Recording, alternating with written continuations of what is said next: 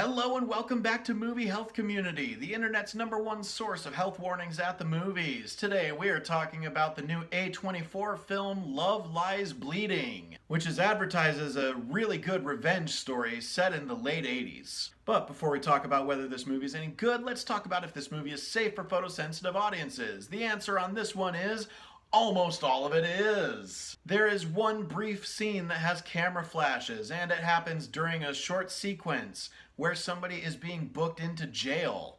So the camera flashes are part of this person's mugshot. So when you see someone in the process of being put in jail, there will be some camera flashes there. They do not last long. They are single flashes, and there's your warning for when that's about to happen. For flashing lights, we are giving Love Lies Bleeding a 3 out of 10. All the camera work is really smooth. There's a little bit of peril at extreme heights, but nothing too serious on the camera motion front. It's the trigger warnings where we have quite a bit to say here. There is a lot of domestic violence that's happening in this movie. It all happens off screen, but we see the physical and emotional ramifications of this violence. We see multiple close-ups of needles piercing skin, and these are all shown without warning. There are 2 incidents of on-screen vomiting. The first one has warning, the second one has absolutely no warning. The first one happens when somebody is hallucinating while they are on a stage. The second one happens just as 2 people are returning from an outing, and that's about all the warning I can give. There's no body language warning or anything like that. Finally, early in the film, we do see a toilet with overflowing feces being worked on. Now, is Love Lies Bleeding any good? I am going to give an enthusiastic yes for this one. I hope I have the kind of audience that gets excited when I tell you this movie is really gay. This is, in fact, a romantic movie between 2 women, and both of the women, they play very different but very compelling roles. These performances are both top tier. Kristen Stewart continues to prove that she is so much more than just Bella from Twilight. She belongs in conversations as one of the great actresses of this generation. Katy O'Brian, if there is one thing that's gonna make her a star, it's this. It's not the fact that she's already appeared in the MCU. It's not the fact that she's already appeared in Star Wars. It's her star-making performance here in Love Lies Bleeding. She stepped up to a hard role and absolutely nailed it.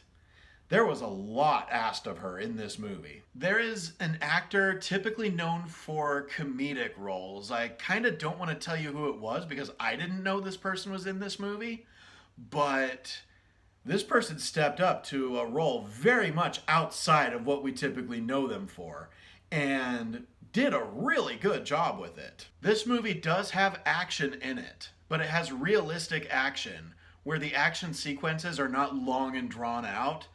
The violence that happens in very short bursts. There's never any physical fighting on screen that lasts longer than 20 seconds. And this movie does a lot of the same thing that made Joker really good, which was letting the audience stew in how nasty the violence is. This whole movie just has kind of a layer of grime on it, but it's one of those that's done really right. Almost everybody is sweaty in this movie, but not in a way that seems to fetishize the sweat the way that Michael Bay does with all of his movies. All the set decorating, all the props, all the costumes, they just seem well used. And this movie just felt so immersive in the time period it takes place because of that layer of grime added to everything. Now, the ending of this movie is going to polarize people because there is a very imaginative take to the ending. I'm not going to tell you what it is. There's no trigger warnings involved, so there's nothing for me to give as spoilers here. But yes, the imaginative nature of the ending, I liked it. I think a lot of people are gonna like it. I think a lot of people are really gonna hate it. And that's okay, because that's a sign of a good original movie. This movie feels very original. And that's something that always gets me excited whenever I sit down to watch a movie from A24. is that the movie I'm watching doesn't depend on a pre-existing franchise, and almost always there's a layer of creativity that you don't get with these other big studio franchise movies. And it's just a very comforting thing for people who want to make original movies, that there is still an audience for originality. So this is definitely a case where if you want more original movies to come out, make sure you support this movie. My only complaint about Love Lies Bleeding is how visibly dark so much of it is. This is a movie where I'm definitely worried about home releases being too dark for the TVs, so you can't see everything that one would have seen while you're in the theater. So that one, when you go to support it, it kind of does send a mixed message where it could say, yes, we like these original movies, but we also like it when stuff is this dark. And I hope the latter is not the message that we're trying to send to Hollywood, or that Hollywood is picking up from the audience. I am going to give Love Lies Bleeding an A. Thank you so much to our readers on Tumblr and Facebook, and as always, an extra special thanks to our patrons over on our Patreon page, whose names are scrolling across the screen like credits right now. As a reminder, nothing produced by Movie Health Community is medical advice, nor has any of it ever been reviewed by any medical professionals. Be sure to leave a like on this video, hit that subscribe button, hit the bell icon if you want to be notified when we post new videos, and leave a comment if you have anything to add to the conversation, especially if you disagree with anything that's been said here. We love hearing from you.